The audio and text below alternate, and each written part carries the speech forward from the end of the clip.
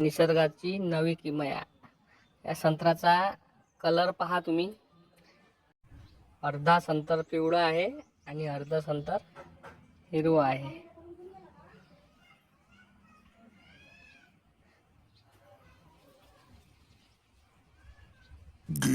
आता आपण हे संतर शिलून पाहू.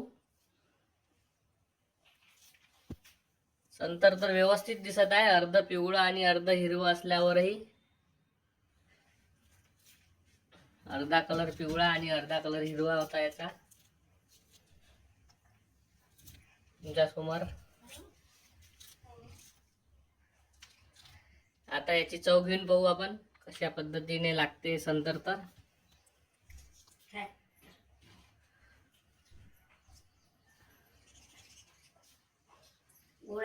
गोड आहे.